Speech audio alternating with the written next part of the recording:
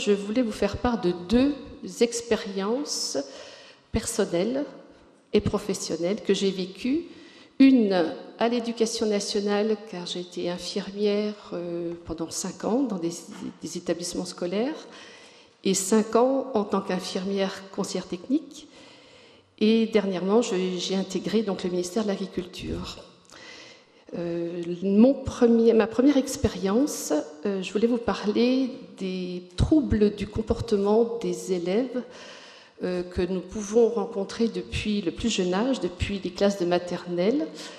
Et j'ai fait un travail, un mémoire sur l'éducation à la santé, santé publique, et j'avais particulièrement envie de creuser ce problème, car en tant qu'infirmière scolaire, ou en tant que conseillère technique, et même maintenant au ministère de l'Agriculture, on entend très très souvent des élèves qui ont des troubles du comportement depuis le plus jeune âge, et je me suis vraiment rendu compte que les personnels des institutions étaient en grande difficulté. Et quels que soient les personnels du soin ou les professionnels de l'enseignement. Donc mon premier questionnement, c'était vraiment, les équipes souvent me disaient, mais qu'est-ce que c'est vraiment un trouble du comportement? Est-ce que c'est une maladie mentale? Est-ce lié à un problème psychologique? Quand le dépister? Qui le dépiste? Et quelle est la place de chaque professionnel pour aider ces enfants qui sont en général, de toute façon, on a repéré en souffrance? Enfin, c'était leur représentation. Et quelle était aussi la place de la famille? Donc, dans mes constats sur le terrain étaient les suivants, c'est-à-dire que tous les enfants, depuis la maternelle, qui avaient des troubles du comportement ou des difficultés comportementales, en général, la réponse était médicale. C'était des enfants qui ne rentraient pas dans les apprentissages. Pourtant, je me disais, à l'école, il y a bien des personnels de santé et des personnels de l'éducation. Donc pour moi, c'est problématique. Pourquoi elle était externalisée et qu'il fallait absolument toujours une réponse médicale? Et on observait de plus en plus avec les années une médicalisation de l'échec scolaire. Car souvent, ces enfants qui présentaient ces troubles du comportement étaient aussi, comme je disais, problèmes d'apprentissage, échec scolaire. Donc, dans mon mémoire, dans mon travail, ma problématique a été la suivante, c'était pourquoi la difficulté scolaire des enfants porteurs de troubles de comportement ou de difficultés comportementales est renvoyée au milieu médical au lieu d'être traitée par l'école. Donc j'ai eu envie d'aller me confronter sur le terrain, bien évidemment, aller rencontrer les professionnels. J'ai été rencontrer 9 personnes, surtout des professionnels qui travaillaient à l'école, mais je veux dire en maternelle et à l'école primaire. J'ai rencontré une institutrice, un directeur d'école, une enseignante référente, une enseignante qui travaillait dans un ITEP. J'ai rencontré un médecin scolaire, psychologue scolaire, infirmière scolaire, et je suis allée rencontrer également une famille pour avoir aussi, d'entendre ce qu'elle pensait. C'était d'ailleurs une famille d'accueil. Donc, j'ai souhaité, auprès de ces personnes, faire un entretien un petit peu semi-directif en posant 4 questions. Déjà leur demander, pour travailler sur leur présentation, qu'était pour eux le trouble de comportement ou des difficultés comportementales. Ils devaient me donner la définition, de me décrire un peu le comportement de ces élèves. Et je leur demandais un petit peu s'ils savaient un petit peu les causes ou les conséquences des difficultés d'apprentissage rencontrées par ces élèves. Le deuxième thème a été la prise en charge des enfants porteurs de troubles de comportement. À leur avis, je voulais leur poser la question, quelles sont les aides qui pouvaient être proposées? Je leur demandais qu'est-ce qu'ils pensaient de la médicalisation. Demandais également aussi à quel professionnel pouvait-on faire appel. Et je leur demandais en dernier si la réponse à ces troubles ne pouvait être seulement médicale. Troisième thème, l'interdisciplinarité. Je leur demandais pour eux qu'est-ce que c'était et quels étaient les obstacles ou les leviers de ce travail collectif. Quatrième thème et dernier, le bien-être de l'élève à l'école. Je leur demandais de pouvoir me donner quelques déterminants du bien-être d'un enfant à l'école. Je leur demandais également le besoin de ces enfants. Demander si l'empathie et le prendre soin sont-ils indissociables dans les pratiques professionnelles.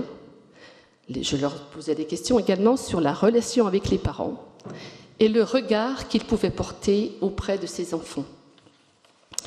Les résultats, ces entretiens, 9 en tout, j'ai retranscrit tous ces entretiens. J'ai relevé des résultats, ont été évidemment des élèves qui étaient bien identifiés, avec des troubles du comportement, difficultés comportementales, avec des caractéristiques qu'on trouve un petit peu partout. Sauf que parfois, je voyais bien que l'enfant qui était considéré comme un enfant avec des troubles du comportement, c'était l'enfant qui mettait le bazar dans la classe, qui bougeait tout le temps. Mais l'enfant qui ne bougeait pas, qui était très calme, qui était bon élève, pour les enseignants ou pour beaucoup de personnes, surtout pour les enseignants, ce n'était pas toujours évident de se rendre compte que ça pouvait être un enfant, évidemment, qui souffrait de troubles de comportement et qui pouvait être en grande souffrance. Les difficultés identifiées, elles sont à tout niveau. J'ai vu que des enseignants, des professionnels de soins, personnels médico-sociaux et familles, tous étaient en difficulté, y compris donc comme les élèves. Il y avait un cadre un petit peu insécure pour tout le monde. Les enseignants me disaient souvent « j'ai pas eu de formation, je ne sais pas comment faire devant ces élèves, je me sens impuissant ». Les professionnels du soin, en tant que mes collègues infirmières, me disaient toujours « tu sais Catherine, moi je ne sais pas, j'y comprends rien, je ne sais pas quoi faire, j'envoie tout au médecin de l'Éducation nationale et on verra bien ». Les personnels médico-sociaux, j'ai rencontré une éducatrice spécialisée qui travaillait dans un CESAD. Elle m'a fait part des fois de complications, un petit peu de conflits, de tensions entre des personnels de l'Éducation nationale et elle en tant que service de CESAD, où elle disait disons que c'était compliqué de travailler ensemble parce que les enseignants disaient « mais vous ne rendez pas compte, nous on en a 30 des fois dans la classe, on a beaucoup de problèmes, et vous, quand vous prenez vos élèves pour les prises en charge en CESAD, vous n'en avez qu'un en face de vous. » Donc, ce n'étaient pas les problèmes problématiques. Et parfois, la famille également, il y avait des difficultés rencontrées pour se comprendre entre la famille et les équipes, en disant s'il y a des troubles du comportement, c'est la faute de l'école, ou c'est la faute des familles. Donc chacun se renvoyait un petit peu les problèmes, sans trop les régler. Donc quand cette expérience a été menée, mes retranscriptions, j'ai fait ressortir des dissensus et des consensus. Les dissensus entre les personnels de soins et les enseignants ont été le regard que l'on porte sur ces élèves. Nous n'avons pas tous le même regard en fonction de notre formation initiale. La relation avec l'élève n'est pas du tout la même en fonction de notre vie personnelle, professionnelle, notre expérience professionnelle. Le cadre posé des fois dans la classe n'est pas le même en fonction d'un enfant qui a des troubles ou qui n'en a pas. La temporalité est un problème aussi de dissensus. Les enseignants qui ont des difficultés à faire leur classe avec ces élèves, ils voudraient que nous apportions le plus rapidement possible une réponse à ce problème. Mais quand il y a des troubles du comportement, quand on ne sait pas toujours l'étiologie, il faut des fois des mois et des années pour régler des problèmes. Donc il y a un problème de temporalité. Le secret professionnel est partagé entre les professionnels de santé et d'enseignants est aussi un point de dissensus. Les enseignants m'ont fait remarquer que souvent, on leur posait beaucoup de questions et ils répondaient tout ce qu'ils pouvaient savoir, mais que de l'autre côté, en réponse, eux, on ne leur donnait pas beaucoup d'éléments pour comprendre pourquoi un enfant avait des troubles du comportement. Et certains enseignants pensaient que s'ils avaient un diagnostic, ça irait mieux pour lui et qu'on pourrait mieux gérer la situation. Et le dernier point de consensus que j'ai vu, c'était la différence de culture, qui était vraiment très présente pour tous les personnels. Les points de consensus ont été, pour tous les personnels, tout le monde était d'accord pour une médicalisation. Tout le monde était d'accord pour le besoin de formation, d'une formation commune, pour que tout le monde puisse parler le même langage, mettre la même signification sur les mêmes mots, pour se comprendre. Des demandes d'échange de pratiques. Souvent, les enseignants me disaient « Mais vous comprenez, nous, on est en difficulté, on n'a jamais un moment où on pourrait éventuellement se parler et se mettre à nu et dire qu'on a des difficultés et on ne sait pas vers qui se tourner pour qu'on nous aide. » Tout le monde était d'accord également pour favoriser les liens avec la famille dans le cadre d'une coéducation. Et que le regard des autres enfants pouvait être un problème parce que les enfants qui ont des problèmes de comportement ou troubles comportementaux, souvent, ça inquiète tout le monde, ça inquiète les élèves, ça inquiète les adultes qui s'en occupent. Et si l'enseignant s'inquiète, les élèves s'inquiéteront également. Et ce cadre insécure pour tout le monde n'est pas en faveur de gérer pour régler les problèmes de comportement. Donc les perspectives de ce travail a été de savoir un petit peu quels étaient quel levier on pouvait trouver. Donc comme levier, moi j'avais travaillé sur un point de littérature, sur un cadre conceptuel de Corinne Mérini, qui est une enseignante chercheuse, sur des pratiques partenariales. Ces pratiques partenariales, elles parlaient d'un réseau d'ouverture et de collaboration de l'école vers d'autres acteurs et d'autres domaines professionnels. Et que ce partenariat, cette interdisciplinarité, ce travail en commun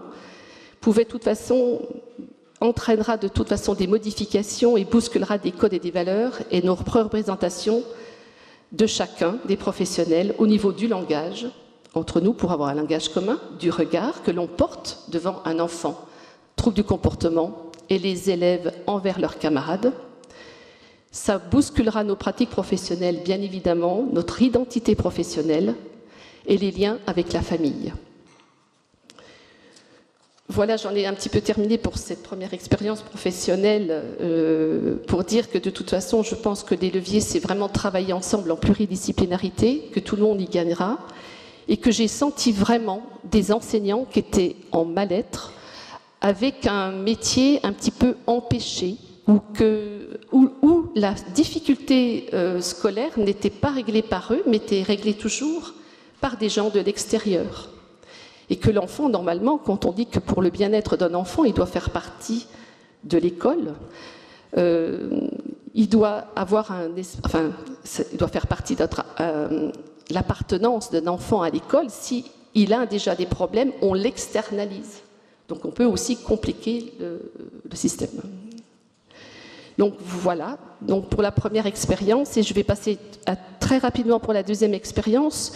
En tant qu'infirmière, coordinatrice du personnel infirmier et conseillère en santé, dès que je suis arrivée au ministère de l'Agriculture, j'ai fait partie d'un groupe de travail concernant l'élaboration d'un guide qui s'appelle « Rendre accessible à sa mesure », qui est un guide éducatif et pédagogique pour les élèves en situation de handicap ou à besoins particuliers, qui vient de sortir, qui était imprimé et que vous pouvez trouver sur le site officiel du ministère de l'Agriculture qui s'appelle Chlorophylle, mais je donnerai les liens à l'association pour que vous puissiez le consulter, l'imprimer, le télécharger sans aucun problème. Où là, j'ai vraiment vécu, j'ai fait partie de ce groupe de travail et c'est vraiment des fiches, vous pouvez retrouver 43 fiches de personnes du ministère de l'Agriculture.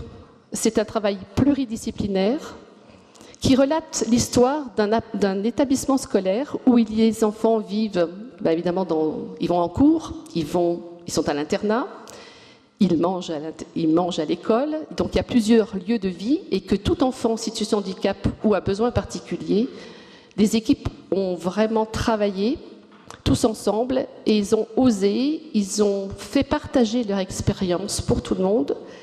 Et je pense que c'est un document qui peut aider tout le monde. Je vous remercie.